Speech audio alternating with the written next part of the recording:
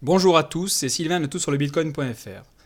Dans cette vidéo, nous allons revenir sur la chute du marché des crypto-monnaies qui ne cesse de tomber avec un bitcoin aux alentours des 6500 dollars aujourd'hui et une chute spectaculaire de plus de 100 milliards de dollars en 24 heures entre le 1er et le 2 février 2018. Le début d'année est toujours difficile pour le marché des crypto-monnaies. Cet effet semble accentué en ce début d'année 2018 du fait de l'explosion qu'aura connue le marché en fin d'année 2017.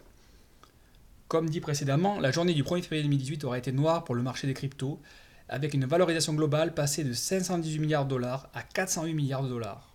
Pire encore, la chute continue depuis. Le Bitcoin est tombé largement sous la barre des 10 000 dollars. Les 10 crypto-monnaies les plus capitalisées connaissent une baisse de leur cours compris entre moins 40 et moins 50% depuis lors. Le Ripple, qui se négocie à 3,75 dollars au 4 janvier 2018, a vu son cours plonger à 0,60 dollars depuis lors. Le cours du Ripple a ainsi été divisé par 6 sur la période, alors même que de plus en plus de banques se décident à expérimenter la blockchain Ripple, comme cela peut être le cas du Crédit Agricole en France. Bien entendu, il faut différencier le jeton XRP du réseau Ripple et de sa blockchain, mais quand même, cette chute a de quoi questionner. Quelle raison se cache derrière cette chute? La nature même du marché des crypto-monnaies le rend extrêmement volatile et les investisseurs en crypto-monnaies les plus aguerris ne sont pas surpris par ce type de chute de grande ampleur. Néanmoins, tout le monde cherche les raisons pouvant expliquer l'accélération de cette baisse sur les dernières 24 heures. A titre d'exemple, le Bitcoin a connu sa plus grosse baisse sur un mois en janvier 2018, en perdant près de 120 milliards de dollars de valorisation. Et la chute continue. Il n'en fallait pas moins pour que les économistes s'engouffrent dans la brèche en rappelant que le Bitcoin était pour eux une véritable bulle spéculative et que sa chute devait advenir tôt ou tard après l'année 2017 où son cours aura pris plus de 1300%, allant même jusqu'à tutoyer les 20 000 dollars. Bulle spéculative ou non, il existe d'autres explications plus factuelles pouvant justifier cette chute vertigineuse des cours que nous connaissons actuellement.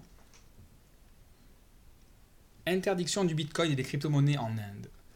Dans notre point sur la taxation du Bitcoin à l'étranger, précédemment, nous avions mis en avant le fait que l'Inde étudiait diverses possibilités quant à la taxation du Bitcoin et des crypto-monnaies, avec une possibilité semble-t-il écartée à l'époque de bannir purement et simplement les crypto-monnaies sur son territoire.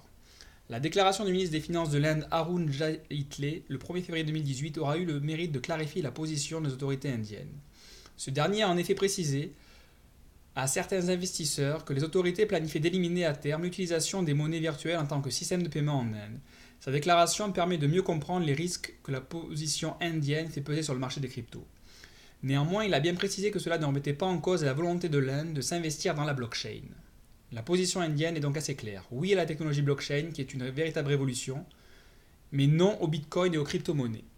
Espérons que cette vision négative du monde des crypto-monnaies ne fera pas des émules au sein des autres pays membres du G20.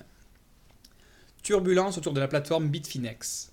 Ces derniers jours, nous avons également appris que l'US Commodity Futures Trading Commission, le régulateur américain, investigue en profondeur sur les activités de la plateforme d'échange Bitfinex et de la crypto-monnaie Tether depuis début décembre 2017. Classée au 15e rang des cryptos en termes de valorisation, cette dernière est très fortement liée à Bitfinex. La crypto Tether est supposée assurer une parité 1 pour 1 avec le dollar américain, dans le but d'offrir une plus grande flexibilité dans les tradings en crypto-monnaie en maintenant une stabilité entre la détention de crypto et l'argent en dollars. Bitfinex donnant la possibilité à ses utilisateurs de vendre leur bitcoin en jetant Tether avant ensuite de les retirer en dollars américains. Cependant, un certain nombre de critiques ont vu le jour, suggérant que les réserves de Tether étaient fortement sous-capitalisées et que lors de la création de nouveaux tokens, il n'y avait pas de dépôt en dollars d'un montant correspondant. Une grande majorité des jetons Tether étant utilisés pour l'achat de Bitcoin, si ces jetons ne sont pas garantis par des réserves équivalentes en dollars, alors une part importante de la valeur du Bitcoin n'est du coup plus basée sur aucune fondation solide. Tether a tout naturellement réfuté ces critiques en garantissant que tous ces jetons étaient garantis par un montant équivalent en dollars au sein de leurs réserves. Étant donné que plus de 2 milliards de jetons Tether sont en circulation, la compagnie derrière Tether devrait avoir au moins l'équivalent en milliards de dollars sur son compte en banque. Cependant, Tether n'a pu fournir de preuves convaincantes justifiant cette réserve d'argent en dollars jusqu'à présent. La situation se complique donc et vient crisper un marché des crypto-monnaies qui n'avait clairement pas besoin de ça en début d'année 2018. Partageant le même CEO que Bitfinex, Tether a des relations troubles avec Bitfinex, ce qui n'arrange rien à cette situation délicate. Rappelons enfin que Tether avait déjà connu des turbulences en novembre 2017, lorsque la plateforme avait été victime d'un piratage au cours duquel plus de 31 millions de dollars de ses tokens avaient été dérobés. La compagnie avait alors précisé qu'elle ne rachèterait aucun des jetons volés, ce qui avait eu pour effet d'ôter toute valeur à ces derniers. Dernier point d'inquiétude majeur dans le monde des crypto-monnaies en ce début février 2018, les récentes déclarations de Facebook précisant que la plateforme interdisait désormais les publicités faisant la promotion des crypto-monnaies. La nouvelle politique en matière de publicité du site de Mark Zuckerberg précise que ce bannissement intervient dans le cadre d'une interdiction de promotion des produits et services financiers fréquemment associés à des pratiques promotionnelles trompeuses.